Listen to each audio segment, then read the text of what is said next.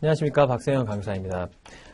전 시간이어서 이제 무역 결제 파트로 넘어왔는데요. 자, 무역 결제는 기본적으로 28문제가 결제에서 나오게 되고 12문제가 외환 실무에서 나오게 되죠.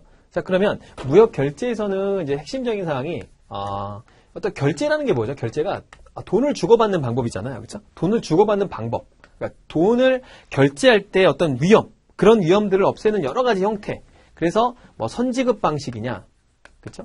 선지급 방식이냐, 후지급 방식이냐, 이렇게 나오죠. 그다음에 동시지급 방식이라는 게 있어요. 특별하게 그러니까 서류를 주면서 지급이 되는 동시지급 방식, 요렇게 방식이 있고요. 요걸 이제 무신용장 방식이라고 합니다. 무신용장 방식이 있고요. 그 다음에 신용장 방식이 있어요. 우리가 말하는. 자, 그래서 시험은 보통 여기서 한 10개 정도 나오고 10개에서 한 15개 정도 나오고 그 다음에 UCP 600, 요 신용장에 대한 UCP 600이 그 나머지를 차지한다라고 보면 좋을 것 같아요. 자, 그러면 요렇게 되는데 그럼 어디가 핵심적인 상황이죠? 이쪽을 굉장히 시험이 많이 나온다는 거예요. 근데 현재는 요게 결제 비율이 20%가 안 돼요. 왜 그러냐면 이제 뒤에 보면 알게 됩니다. 요거는 절대적으로 이 바이어, 바이어가 굉장히 불리한 위치예요. 셀러가 굉장히 유리합니다. 근데 지금 시장은 어떻죠? 바이어가, 그러니까 매수자가 굉장히 좀 이렇게 유리한 입장에 있는 시장들이 많잖아요. 그러니까 이런 결제 방식을 많이 안 쓴다는 거죠. 그렇죠? 안 쓰니까 이런 방식 말고 우리가 기본적으로 이런 방식을 많이 씁니다. 뭐 추심 방식이라든가 아니면은 송금 방식이라든가 이런 방식을 많이 쓰는데 그래도 시험은 여기서 많이 나온다는 거죠. 왜냐면 여기가 중요하기 때문에. 그래서 이런 방식을 이용하게 되는데 이제 이런 것들을 하나하나 배워 나가는 게 이제 무역 결제 파트예요. 그럼 28문제를 대비하기 위해서 하나하나 보는데 너무 세심하게 들어갈 필요는 없고요. 시험에서 나오는 분야들로 공부를 하면 좋겠다는 거죠. 처음에는 무조건 뭐가 나오냐면 추심에 관한 문제가 한 2문제 나옵니다. 그리고 결제의 방법들, 동시지급이냐 뭐냐 이렇게 해서 쭉 그런 형태가 나오고요. 그 다음에 나오는 게 뭐죠? 그 다음에 이제 UCP 600개에서 규정들이 쭉 나옵니다. 이렇게 규정이 나온다라고 보시면 될 것 같아요. 그 다음에 환엄이라든지 이런 것들, 그리고 외환 실무가 12개가 나온다. 이렇게. 자, 교재를 보게 되면은, 거기 보면 이제 적금 전략에 보게 되면, 그 40문제 중 28문제가 이렇게 되고요. 무역 결제에서는 송금하고 추심 방식이 3, 4문제가 출제되고, 25문제가, 신용장 방식에서의 내용이 나옵니다. 근데 이게 연결이 돼 있어요. 연결이 돼 있어서 신용장 방식이 한 25개가 계속 연결이 된 거예요. 그러니까 UCP 600이 최고라는 거죠. 그렇죠? 신용장 결제 방식이 거의 최고다. 이 시험에서는 신용장 결제 방식에 대해서 많이 배워야 된다. 그래서 1조부터 UCP 600은 기본적으로 다른 이 규칙들은, 조항들은 잘 몰라도 돼요. 근데 UCP 600은 1조부터 39조까지 조금 철저하게 공부할 필요가 있다는 거죠. 그렇죠? 그 다음에 다른 규정이 뭐 URR이나 ISBP나 그 다음에 뭐 다른 규정들은 뭐 ISP라든가 이런 규정들은 상대적으로 많이 나오지 않아요. 많이 안 나오니까 그래서 이거 위주로 공부를 하시면 충분하겠다라는 거죠. 그래서 UCP 600은 1에서 39조까지 철저하게 대비를 해주는 게 좋겠다라는 거죠. 자, 그래서 그 교재를 무역 결제 파트를 보게 되면 자, 무역 거래에서 대금의 지급과 수취 방식은 국내 거래와 마찬가지로 다양한 방법이 있다. 자, 그러면 자, 매도자를 우리가 셀러라고 얘기하죠. 그렇죠? 사는 사람은 매수자잖아요. 매수자를 우리 뭐라고 그래요? 바이어다라고 얘기하죠. 그렇죠? 근데 뭐 방식마다 좀 차이는 있어요. 뭐 팔 때 뭐 신용장 방식에서 이쪽이 수익자, 베네피셜이 어플리컨트라고 얘기하고요. 그 다음에 뭐 추심 의뢰자, 그다음에 지급인 이렇게 얘기할 때도 있고요. 그 다음에 추심 방식에서 얘기하고 있는데 일단 중요한 건 뭐예요? 이쪽이 바이어고 이쪽이 셀러면 이쪽을 뭐라고 하죠? 수출상이라고 하죠. 이쪽을 수입상이라고 하겠죠. 그렇죠? 자, 그러면 결제를 할 때 우리가 이제 뭐 거래를 해보면 그런 거죠. 중고 거래를 할 때도 마찬가지지만 야, 네가 먼저 돈을 보내냐 아니면 네가 물건을 먼저 보내냐, 그죠? 이런 게 중요하죠. 그래서 이 매도자 입장에서 가장 좋은 게 뭐죠? 선지급이죠. 선지급 방식이 가장 좋겠죠. 일단 돈부터 보내. 그럼 내가 물건 보낼게 라고 할 수 있겠죠. 그렇죠? 자, 그 다음에 이쪽에서 뭐죠? 후지급이죠. 물건부터 보내. 내가 보고 돈 줄게. 이렇게 얘기할 수 있겠죠. 그렇죠? 후지급 방식을 선호할 테고요. 선지급 방식을 선호할 거예요. 자, 그렇죠? 그러면 둘 다 위험이 있죠. 둘 다 뭔가 위험이 있으니까 중간에서 은행을 끼는 거예요. 은행을 껴서 은행 네가 서류를 전달하면 그때 그러니까 네가 돈을 주면 그때 좀 지급해줘라 라는 게 추심 방식이죠. 자, 추심 방식도 뒤에서 나옵니다. 자, 서류를 일단 물건을 보내요. 쭉 보내놓습니다. 보내면 서류가 나와요. 서류가 나오면 서류를 은행을 통해서 전달을 해요. 그러면 이 수입상에서 서류가 왔네. 그러면 내가 돈을 지급해 줄게. 그렇죠? 은행에서 대신 서류를 전달하고 지급받는 방식이에요. 왜냐하면 서류가 없으면 물건을 살 수가 없으니까. 그렇죠? 그래서 이런 뭐 선적 서류라든지 그다음에 뭐 송장이라든지 이런 걸 가지고 물건을 찾기 때문에 없으면 못 하죠. 그러니까 이렇게 결제가 되는 방식이 있다라는 거죠. 그다음에 은행에 끼는 방식 중에 대표적인 신용장 방식이죠. 신용장 방식. 자, 두 개의 차이점은 추심 방식과 신용장 방식의 차이점은 은행이 지급에 대한 결제에 대한 책임이 없는 게 추심 방식이고요.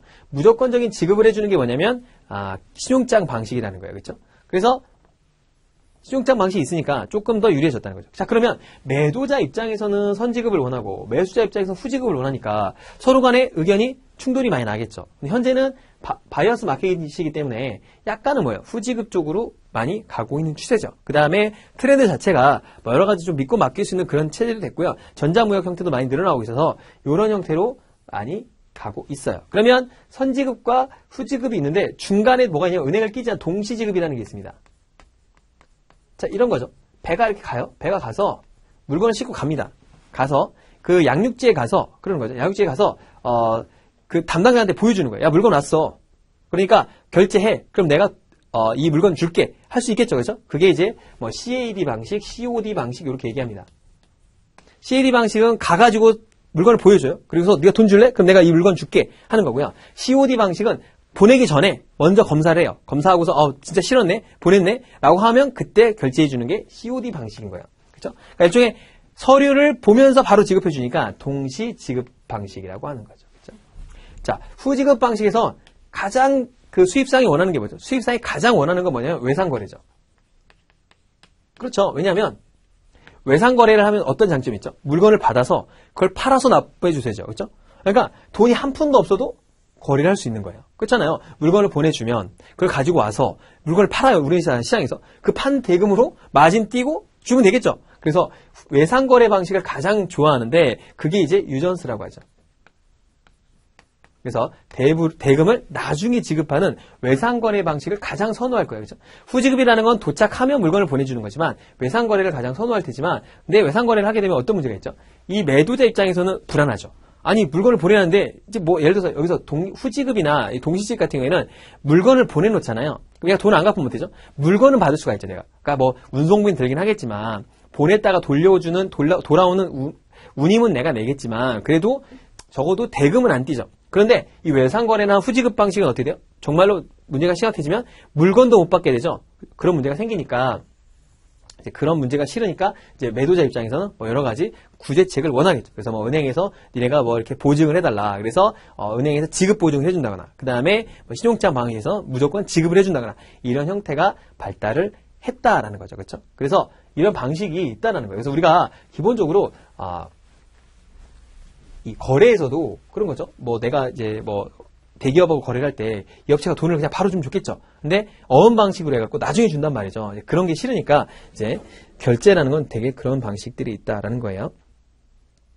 자, 그래서 교재를 보게 되면 두 번째 줄에 무역거래 방식은 선지급과 동시지급, 후지급이 있다. 선지급 방식은 물품을 주문하면서 바로 돈을 내는 거다라고 돼 있죠. 그래서 후지급 방식은 반대로 수입상에게 유리한 방식이다라고 돼 있죠. 그러니까 여기서 보면 수입상이 누구예요? 바이어죠, 바이어. 그렇죠? 동시지급 방식에는 현물 인도 지급 방식과 서류 상환 지급 방식, 서류 인도 조건 추심 방식이 있고요. 그 다음에 뭐 DA 방식도 있고 UCP 600에 대해서 정한 신용장 방식도 있다라는 얘기를 했죠. 자, 그 다음에 돈을 주는 방법은 현금도 있고 환도 있고 뭐 순환이라는 방식이 있죠. 그렇죠? 그러면 우리가 순환과 역환 뭐 이런 게 있는데 뭐 그거는 정확하게 모르셔도 상관없습니다. 현금 뭐죠? 말 그대로 직접 돈을 갖다 주는 거예요. 뭐 100만 달러는 100만 달러 현찰로 갖다 주는 게 뭐다? 현금인데 도난 위험이 크겠죠. 그래서 뭐래요? 환을 보내는 거죠. 그렇죠? 외국환으로 해갖고 우리가 뭐래요? 송금을 보내죠. 송금. 그렇죠? 송금 방식으로 보통 많이 쓴다는 거죠.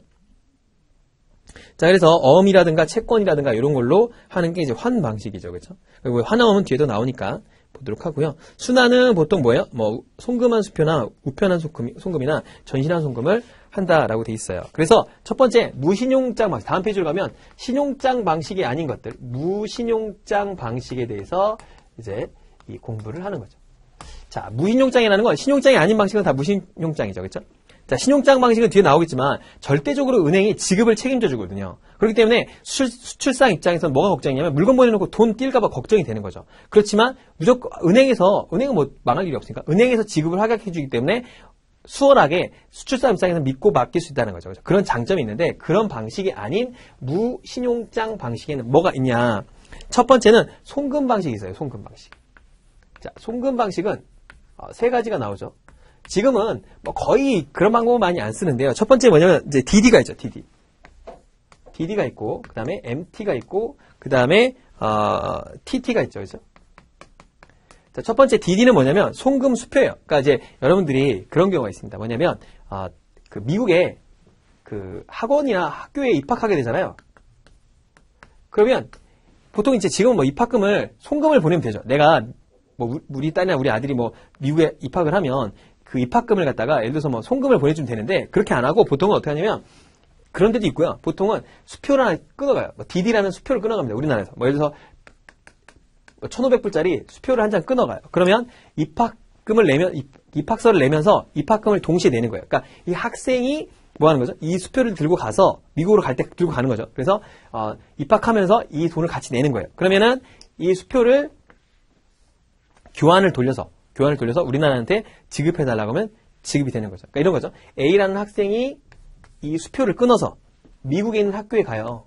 미국 학교에 가서 이 수표를 내밀어요. 그럼 미국 학교에서는 이걸 어떻게 해서 자기 은행에다가, 그러니까 뭐 시티뱅크라고 할까요? 시티뱅크에다가 이걸 입금을 합니다. 수표를. 그러면 시티뱅크는 이 A가 뭐 예를 들어서 K뱅크에서 뭐 이렇게 수표를 끊었다고 해볼게요. 그럼 K뱅크에 와가지고 돈 달라고 해요. 그러면 내가 끊을 때 150만 원 정도 냈겠죠. 그걸 갖다 이렇게 지급해 주는 거죠. 그죠? 요게 이제 이런 방식을 뭐라고 해요? DD라고 해요. DD. 근데 귀찮잖아요. 이거 뭐 수표를 돌리고 뭐 이렇게 되는데 뭐 수표를 돌리고 말하면 뭐 추심한다거나 아니면 뭐 매입을 한다거나 이런 조건을 해야 되는데 귀찮단 말이죠. 그래서 이 DD라는 거는 또 문제가 뭐죠? 이 수표를 분실하게 되면 골치 아프죠. 그렇죠? 그래서 작은 금액에만 많이 쓰여요. 큰 금액은 잘 안 쓰죠. 예를 들어서 뭐 이 100억짜리 무슨 결제 계약을 하는데 이 수표를 끌어간다? 그런 일은 없어요. 그죠? 그런 일은 거의 없다. 보통은 뭐 하죠? 보통은 MT 방식을 쓰죠. 그래서 이 TT 방식을 쓰죠. 자, 우편화 송금은 뭐죠? 우편화 송금? 요거는 뭐냐면 여러분들이 이제 친구가 결혼해요. 친구가 결혼하면 이제 그런 경우도 있잖아요. 그냥 송금을 떨렁 예를 들어 친구가 뭐 제주도에 결혼해요. 제주도까지 못 가잖아요. 제주도까지 못 가니까 뭐냐면 이제 돈을 갖다 이제 딱 보내주면 좀 그렇잖아요. 좀 없어 보이고 좀 미안하기도 하고 정성도 없어 보이고 그러면 우편한 증서라는 걸 끊어요. 자, 우편한 증서는 뭐냐면 내가 우체국에 가서 한 10만 원을 내면 수표를 한 장 발행해서 우체국 배달부원이 그 친구에게 가는 거예요. 제주도에 있는 그 친구한테 가요. 가서 박성현 씨가 지금 뭐 하나 보냈습니다. 라고 하면서 똑같이 수표처럼 생겼어요. 수표를 한 장 내밀고 거기 축전 같은 걸 쓸 수 있어요. 뭐 축하한다. 너 결혼을 진짜 축하한다. 야, 내가 못 가서 진짜 미안하다. 다음에 한번 보자. 이렇게 축전을 보낼 수가 있어요. 그럼 이제 그래도 조금 약간 좀 있어 보이잖아요. 그죠? 그러면 이 친구는 그 수표를 은행에 가도 되고요. 우체국 가도 돼요. 돈 달라고 하면 돈 줘요. 그냥 똑같이 10만 원 주는 거예요. 그죠? 그럼 나는 이제 여기다가 비용을 좀 더 냈겠죠. 10만 원에다 뭐 배달비라든가 이런 거 한 2, 3천 원 냈을 거예요. 그래서 이런 우편한 증서가 있어요. 자, 그러면 요게 송금수표하고 MT의 차이점은 뭐죠? 자, 이 배달의 책임을 누가 지는 거예요? 우체국이 지는 거죠? 요거는 내가 지금 들고 간다 했죠. 그러니까 수표 1,500불짜리를 내가 들고 갈 때 덜렁덜렁 하다가 여권도 잊어먹는 일도 있는데요. 뭐 수표는 못 잊어먹겠어요? 다 잊어먹어요. 여행자 수표 왜 잊어먹어요? 다 잊어먹는단 말이죠. 그래서 잊어버리면 누가 책임져? 내가 책임져. 근데 이거는 중간에 배달 책임을 누가 지는 거예요? 우체국이 지는 거예요. 그러니까 조금 더 큰 금액인데 지금 안 써요, 이거. 거의 안 쓰죠. 이걸 왜 써요? 아무도 안 씁니다. 거의 안 쓰고 가끔 뭐 쓰긴 해요. 우편화 증서는 이렇게 약간 뭐 축전 보낼 때라든가 좀 이렇게 뭐 축의금이나 부의금 같은 거 보낼 때는 가끔 쓰긴 하지만 거의 안 쓰죠. 지금 다 뭐예요? TT. 전신한 송금을 많이 쓰죠. 그렇죠? 송금 보낼 때는 다 전신한 송금 씁니다. 한 99% 될 거예요, 이게. 그죠? 그러니까 이게 다 뭐죠? 돈을 바로 주는 거죠. 현재. 그죠? 바로 다이렉트 주는 방식 중에 하나다라는 거. 그죠? 그래서 우리가 DD와 TT와 MT가 있다라는 거죠. 자, 그래서 거기 보면 뭐 송금한 수표라든지 뭐 우편한 송금에 대해서 한번 읽어보시면 좋을 것 같아요. 가끔 시험에 장단점이 가끔 물어봐요. 그래서 그냥 설명을 드린 거예요. 자, 전신안을 볼게요. 고객의 요청에 의하여 외국한 은행이 자행의 해외 지점 또는 환거래 은행에 대하여 일정한 금액을 수취은행에 지급할 것을 전신으로 지시하는 방식의 외국환을 말한다. 우편한 송금과 유사한 방식으로 우편 대신 전신을 통하여 송부되므로 빠르고 안전하나 비용 부담이 크다. 그죠? 전신료가 크겠죠. 그죠? 근데 보통 그렇게 비싸지 않아요. 몇천 원, 뭐 은행마다 좀 차이가 있는데 몇만 원 될 때도 있고 몇천 원 될 때도 있어요. 자, 그러면 여기 보면 환거래 은행이라는 게 나옵니다. 환거래 은행. 환거래 은행이 뭐냐면 예를 들어서 자, 우리나라에 뭐 KB은행이 있다고 가정을 하면 KB뱅크가 있다고 가정하면 KB뱅크가 돈을 이제 보내죠. 돈을 보내야 되죠. 외국으로 보낸단 말이에요. 그러면 가장 좋은 건 뭐냐면 미국으로 보낼게요. 미국. KB의 미국 지점이 있겠죠. 그죠? 미국 지사가 있겠죠. 여기다 보내는 게 사실 가장 안전하죠. 그죠? 왜 그러냐면 이상한 은행이 있다고 가정해볼게요. 뭐 미국의 지방은행이 있다고 가정해볼게요. 뭐 예를 들어서 지방에 무슨 조그마한 은행이 있어요. 우리가 잘 모르는 그 은행으로 보내달라. 이럴 수도 있겠죠. 만약에 둘이 계약을 맺었는데 수입상이 있고 출상이 있는데 출상이 미국 사람인 거예요. 미국에 지방에 있는 어떤 이상한 꼴짜기에 살아요. 근데 거기에 무슨 꼴짜기 은행이 있다는 거예요. 근데 미국이면 그나마 다행이고 저기 스리랑카나 방글라데시나 이런 은행이 있는데 그 은행에다가 보내달라는 거예요. 그러면 믿어지나요? 그 은행이? 잘 못 믿겠죠. KB은행이 믿을 수가 없어요. 첫 번째는. 그리고 뭐냐면 이게 예를 들어서 네트워크망이 잘 안 돼 있는 거예요. 그래서 보낼 수가 없는 거죠. 보내달라고 했는데 보낼 수가 없어요. 그러면 보통은 어떤 거냐면 그러면 그거하고 이 거래를 맺게 된단 말이죠. 그래서 첫 번째는 이제 은행하고 그러니까 KB은행하고 어떤 외국 은행하고 거래를 하려면 처음에는 계약을 맺어요. 큰 은행도 다 계약이 맺어져 있겠죠. 뭐 구민은행, 시티은행이라든가 뱅크 오브 아메리카라든가 계약이 맺어져 있겠죠. 그러니까 환거래 은행이라고 그래요. 환을 우리가 거래할 수 있게끔 계약을 맺는 거예요. 그 환거래 은행에다가 거래를 하는 겁니다. 그 다음에 처음에는 잘 안 믿어지죠. 그러니까 통장 개설은 안 하고요. 그냥 내가 보내주면 내가 얘한테 그냥 보내줘라 라고. 왜냐하면 이 외국 은행이 있으면 수입상이 있겠죠. 그럼 수입상에게 통지를 해서 이 사람이 여기다 돈을 넣거나 빼가거나 하게끔 해주겠다는 거죠. 그렇죠? 자, 그런데 환거래은행에는 예치환거래라는 게 있고 예치환거래은행이라는 것도 있고 무예치환거래은행이라는 것도 있어요. 뭐냐면 예치환거래은행은 이제 많이 친해졌어요. 보니까 얘가 좀 거래도 좋고 좀 부실하지도 않고 좀 잘 나가요. 은행이 좀 잘 나가고 좀 그래도 신인도도 있고信用등급도 높아요. 그러면 서로 간에 통장을 개설합니다. 서로 통장을 개설해서 서로 간에 정산을 하는 거예요. 그러니까 굳이 매번 보내고 이런 거 말고 서로 계좌가 있으면 거기서 빼가고 일로 보내는 건 이제 또 보낼 필요 없이 그냥 여기서 빼가고 여기서 차기하고 대기하간다는데 돈을 빼가거나 입금하거나를 그냥 동시에 일어나는 거예요. 통장을 서로 간에 만들어서. 그럼 좀 편하겠죠. 그거를 예치환거래은행이라고 그래요. 자, 그런데 처음에 만들면 그렇게 통장 만들고 이렇게 빼가는 게 쉽지 않겠죠. 왜냐하면 잘못하다가 걔네들이 그걸 이용해가지고 다른 은행에다 팔 수도 있어요, 이게. 그런 위험들이 있기 때문에 그런 위험을 없애기 위해서 뭐죠? 무예치환 거래은행을 처음으로 하다가 그러니까 환거래은행은 두 가지가 있는 거죠. 무예치환 거래은행과 예치환 거래은행이 있는 거예요. 그래서 무예치환 거래은행은 그냥 일반적으로 거래를 하다가 통장을 만들어서 서로 간에 차기 부기를 하는 것보다 차기 대기까지 해주는 거는 예치환 거래은행이라고 그래요. 그러면 이제 이 수입사 입장에서는 이 외국 은행이지만 이 KB 우리나라에 있는 은행과 뭐예요? 거래를 할 수 있겠죠. 그렇죠? 여기서 입금해주면 여기서 이렇게 빼가고, 여기서 입금해주면 이렇게 빼가고, 이렇게 하게 해준다는 거죠. 그래서 해외 지점에서 환거래은행이라는 건 이런 거다라는 거죠. 자, 그러면 우리가 송금을 보낼 때 미국이라든가 이렇게 큰 은행은 굉장히 싸요. 한 10,000얼마만 보낸단 말이죠. 그런데 어떤 지방에 있는 은행이라든가 어떤 나라에 좀 약간 우리랑 거래가 없는 은행이라든가 아니면 지방에 있는 은행, 특히 좀 잘 안 알려진 은행들은 굉장히 송금 수수료가 비쌉니다. 왜냐하면 이 송금을 보낼 때 타고 들어가서 그래요. 환거래 은행을 타고 들어가니까 비싼 거예요. 무슨 얘기냐 이런 거죠. 자, 예를 들어서 우리나라에 있는 A라는 사람이 미국에 있는 시티뱅크에 있는 뉴욕에 있는 지점에 무슨 돈을 보낸다. 그러면 대부분의 우리나라 은행들은 시티은행하고 뭐가 돼 있죠? 예치환거래은행으로 다 돼 있어요. 워낙 크기 때문에. 그러니까 수수료가 돈이 어떻게 가죠? 다이렉트로 한 번에 가죠. 그러니까 굉장히 싸죠. 그런데 만약 A라는 애가 저기 칠레라는 나라에 어떤 지방이 있다고 가정을 해볼게요. 지방의 은행이에요. 글로 송금을 보낸다. 그러니까 뭐 상대방이 이쪽 계좌번호 불러주면 이쪽 넣어야 되잖아. 우리가 뭐 예를 들어서 저축은행 계좌번호 불러줬다 그래서 난 글로 쪽 못 보내겠다. 차라리 그냥 뭐 국민은행 계좌 불러달라. 국민은행 계좌 없는데 이렇게 하면 어떻게 돼요? 그냥 저축은행 보내줘야 되는 거잖아요. 그런 것처럼 보내줘야 된단 말이에요.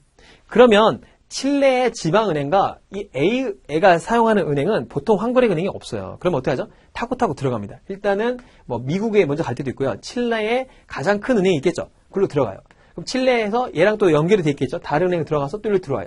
이렇게 될 때도 있고요. 이 칠레라는 데가 없으면은 뭐 예를 들어서 뭐 그 중에 가장 큰 미국이라든가 미국에 들어가야 돼요. 그러니까 여러 번 타야 되니까 수수료가 비싸죠. 그렇죠? 그러니까 그래서 보통은 노하우긴 한데요. 송금 보낼 때 이 코레스뱅크라고 그래서 요 지방은행의 넘버를 알잖아요. 그러면 중간에 타는 걸 줄여줄 수가 있어요.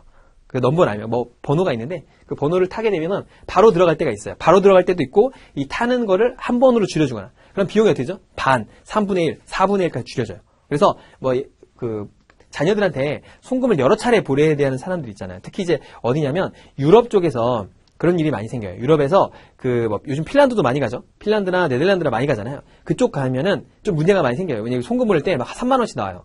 보내는 거 100만 원인데 수수료가 3만 원? 말이 안 되는 거죠. 그러니까 이렇게 한 번에 정리해가지고 그쪽 번호 알려달라고 그러면 한 만 원 정도면 보낼 수 있다는 거죠. 그러니까 한 2만 원 정도 줄여주니까 굉장히 좋아하시죠. 자, 그래서 그런 걸 뭐라고 그런다? 환거래 은행이라는 거죠. 그렇죠? 환거래 은행. 환거래 은행이 있으면 다이렉트로 보내질 수가 있다는 거죠. 안 그러면 뭐다 전시나 송금이라도 타고 들어가야 되니까 전실료가 비싸질 수 있다라는 개념을 알면 좋을 것 같아요. 자, 그 다음에 그 다음 페이지로 가게 되면 물품의 인도와 대금의 지급 시기에 따른 분류가 나오는데요. 그러면 이제 뭐가 나오냐면 사전 송금, 동시 지급, 그 다음에 주문시 지급이 나옵니다. 자, 볼게요. 그러면은 인도와 대금 시기죠. 그러니까 인도 시점과 대금의 지급 시기. 요게 이제 중요하다는 거죠. 왜냐하면 인도되는 시점에서 돈을 바로 줄 수 있겠죠. 그렇죠? 아니면 돈을 먼저 주고 나중에 인도할 수도 있겠죠. 물건을. 그렇죠? 아니면 물건 인도하고 나중에 돈을 줄 수도 있겠죠. 그게 이제 여기 나오는 거예요. 그렇죠?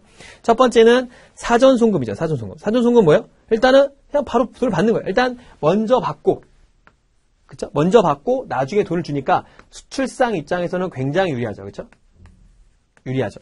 수입상 입장에서는 어때요? 굉장히 불리하죠. 왜냐하면 돈 받고 안 보내주면 끝나잖아요. 그 다음에 우리나라 문제가 뭐예요? 돈 받고 물건을 이상하게 오는 거예요. 그죠? 막 벽돌이 온다거나, 막 이런 일이 있다면서요. 막, 노트북을 시켰는데, 그 안에 벽돌이 들어있거나, 아니 뭐 소주가 들어있대요. 그래가지고 먹고 열받으라고. 그렇게 들어올 수 있어요. 그게 걱정인 거죠. 이 수입상 입장에서는. 그렇죠? 그래서 수출상에 가장 유리한 방식이 사전 송금 방식이다라는 거죠.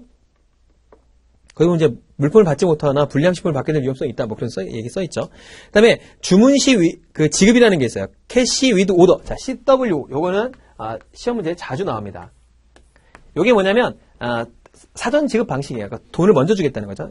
읽어보면, 수입상의 물품 주문 시, 수출상은 수출 대금을 미리 받고 물품은 일정 기간 내에 주는 거다. 그러니까, 사전 송금 방식인 거죠. 이게 일종이죠. 사전 지급 방식이죠.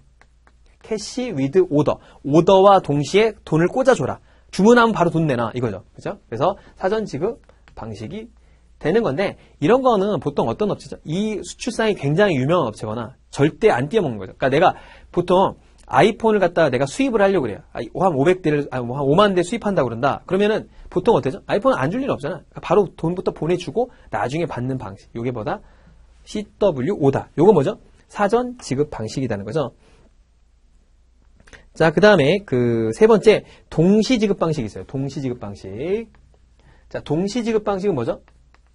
그러니까 물건하고 돈하고 바로 동시에 바꾸는 거죠. 근데 물건이라는 건 사실 뭐 예를 들어서 뭐 쌀 100만 톤을 다 까볼 거예요? 그런 건 아니죠. 그러니까 서류와 돈을 동시에 바꾸는 거예요. 돈을 결제와 서류가 동시에 이루어진다라고 생각하시면 돼요. 그러니까 물건을 내가 직접 가서 받아가지고 그런 방식이 아니라 서류로 검사하는 거죠. 그렇죠? 사전 검사 뭐 이런 거죠. 자, 그래서 두 가지가 나옵니다. 자, 그래서 동시지급 방식은 두 가지가 나오는데 CAD 방식이 있고요. COD 방식이 있어요. 그래서 캐시 온 딜리버리랑 캐시 어게인스트 다큐먼트라는 게 있습니다. 그래서 첫 번째는 뭐냐면 자, 동시 결제 방식으로서 그 수출 물품이 목적지에 도착되면 수입상이 물품을 검사한 다음에 대금을 지급한다. 그러니까 이거는 뭐죠? 양육지에 도착을 하면 검사를 해요. 검사는 보통 수출상의 대리인이거나 수입상의 대리인이 나와서 검사를 하죠. 검사를 하고서 서류를 인도해 주면서 돈을 지급해 주는 방식이죠. 자, 그래서 거기 보면 수입상은 물품의 확인 후에 대금을 지급할 수 있으므로 안전하게 계약 물품을 인수받을 수 있다라는 거죠. 그래서 보통 귀금속류나 어떤 고가품이나 이런 동일한 물품의 색상, 가공법, 순도 등에 대해서 차이가 많이 발생하는 물품권에 유용하다. 그러니까 가서 보는 거니까, 그쵸? 양육지 검사 조건이니까 갈 때 문제가 생기는 것도 많이 있겠죠. 그래서 그것도 같이 검사하고 그 다음에 뭐죠? 이렇게 동시 서류와 주면서 동시 지급하는 거죠. 그러니까 물건을 보고서. 자, 그러면 이때의 장단점을 잠깐 보면, 자, 수출상은 결제에 대한 위험은 없죠. 결제 위험은 없죠. 왜냐하면 결제 안 해주면 다시 돌려오면 되잖아요. 그렇죠? 배를 타고 다시 오면 되는데 어떤 문제는 있죠? 이게 물품이 이런 비용은 발생하죠. 비용. 그러니까 뭐 운임비라든가 이런 비용은 발생하죠. 운임이라든가 보험료 같은 거 발생할 수 있겠죠. 수입상은 위험이 있나요? 위험이 없죠. 그죠? 보고서 별로 아니면 결제 안 하면 되잖아요. 그죠? 자, 이런 게 있다는 거죠. 자, 그 다음에 COD는 가기 전에 선적지에서 검사를 하는 거예요. 그죠? 그래서 보게 되면 CAD 방식을 볼게요. 자, 두 번째 그 표에서 두 번째 단락을 보게 되면 수출상이 물품 선적 후 선적 서류를 수입상이나 수입상의 대리인에게 제시하여 수출 대금을 받고 선적 서류를 인도하는 방식이다라는 거예요. 그러니까 선적지에서 선적을 하고 나서 야, 선적했어. 봐봐. 야, 어때? 괜찮아? 좋아? 야, 그러면 서류 내놔. 서류는 뭐냐면 나중에 가서 찾게 해주는 거예요. 이게 물품이 쭉 가잖아요. 그래서 목적지에 가게 되면 이 운송인에게 선적 서류를 내야 물건을 줍니다.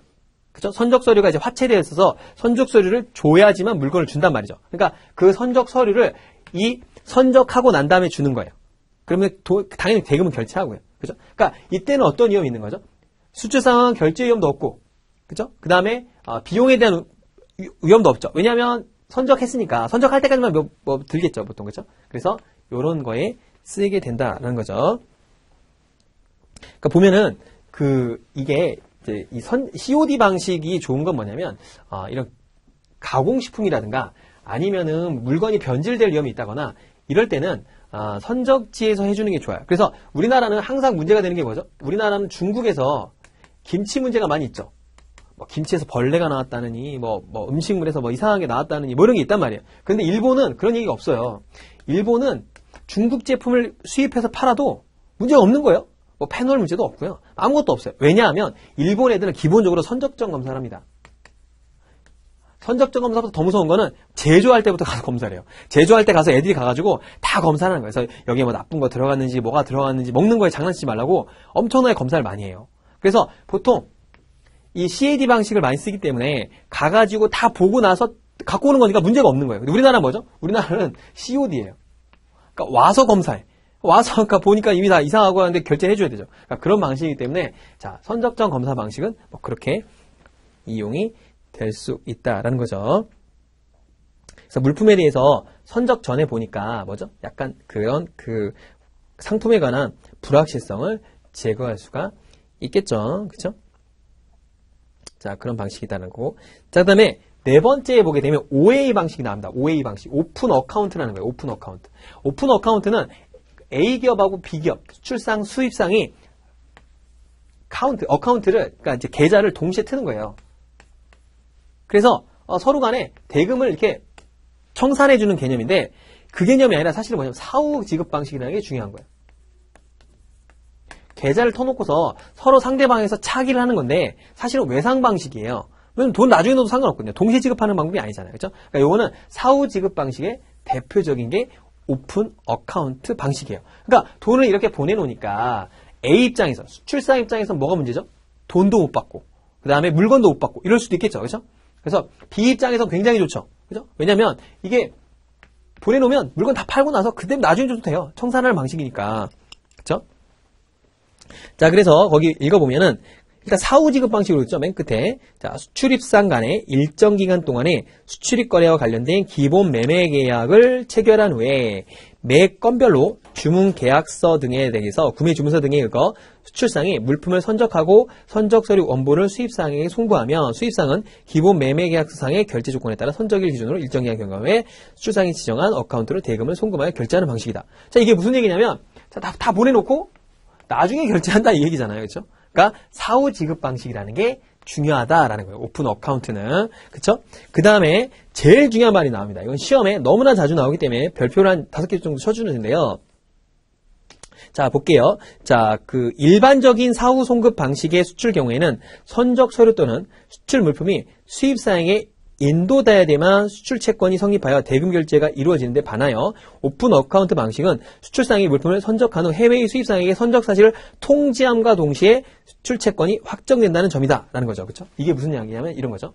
자, 굉장히 중요한 개념입니다. 자, 보통은 우리가 추심 거래라든지 이런 방식을 쓰게 되면 자, 수출상은 뭐가 두렵죠?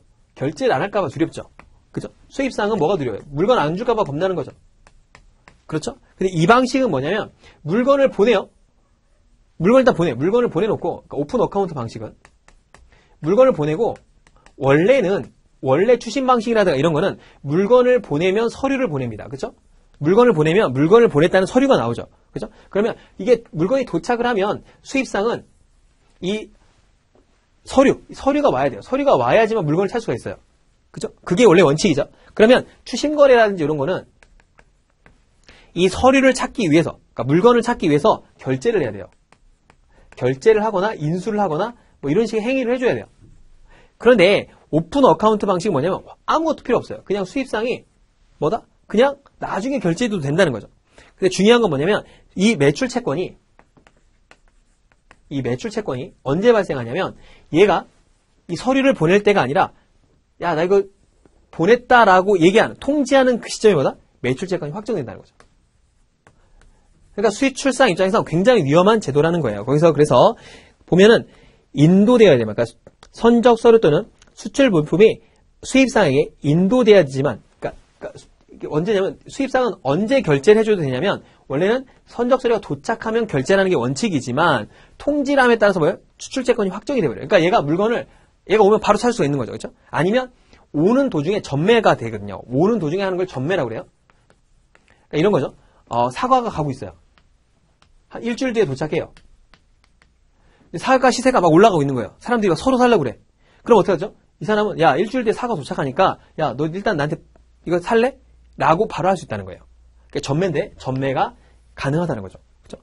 왜냐하면 서류가 도착해야지만이 전매가 되는 게 아니라 통지함에 따라서 매출 채권이 생기니까 얘가 이거 갖다가 바로 팔 수도 있다라는 거죠. 그렇죠? 그런 특징이 있다는 거죠. 그러니까 수입상 입장에서는 굉장히 유리한 방식이죠. 그렇죠? 자, 그 다음에 출채권이 확정된다는 점에서 차이가 있다라는 거죠. 통지함과 동시에 출채권이 책정된다. 이게 특징이고요. 그 다음에 청산개정 방식. 요게 이제 OA가 청산개정 방식인데요. 수출상은 환어음을 발행하지 않아요. 그러니까 기본적으로 환어음을 발행 안 합니다. 얘가. 그냥 돈을 나중에 주기로 했기 때문에 환어음 발행을 안 해요. 환어음 발행을 안 한다는 게 특징이죠. 자, 그 다음에 선적 서류를 수출상이 수입상에게 직접 송부하는 거예요. 그러니까 보통 추심 방식은 은행을 통해서 서류가 갑니다. 서류가 돈이거든요.